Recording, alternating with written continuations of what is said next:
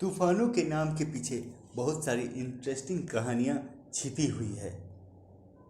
किसी को नहीं पता कि पहली बार तूफान को अपना नाम कब और कहाँ मिला, लेकिन ऐसा माना जाता है कि 1888 से 1907 के बीच में उस दौर के शासक तूफानों के नाम उन राजाओं के नाम पर रखते थे जो बुरे चरित्र के थे, जो बदनाम थे। फिर समय बदला और द्वितीय विश्व युद्ध आते आते मौसम विभाग के अधिकारी तूफानों के नाम अपनी गर्लफ्रेंड और पत्नियों के नाम पर रखने लगे।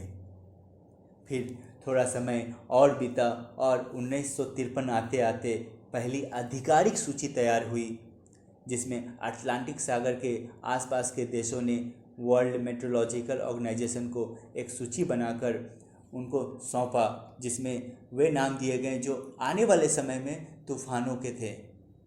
दोस्तों, अगर भारत की जिक्र करें तो अरब सागर और बंगाल खाड़ी के 8 देशों ने मिलकर 64 नाम की सूची 2004 में बनाई। भारत के साथ बांग्लादेश, मालदीव, ओमान, म्यांमार, श्रीलंका, पाकिस्तान और थाईलैंड थे।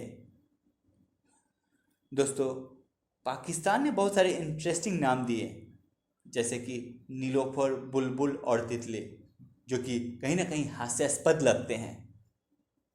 जब मैं ये रिसर्च कर रहा था तभी यूएसए के रिगार्डिंग इंटरेस्टिंग बातें जानने को मिली। मसलन कि अमेरिका में हर साल 21 नाम तैयार किए जाते हैं तूफानों के, जो कि अल्फ़ाबेटिकल होते हैं, लेकिन उसमें क्यू, यू, एक्स, वाई और जेड से कोई नाम नहीं होता है।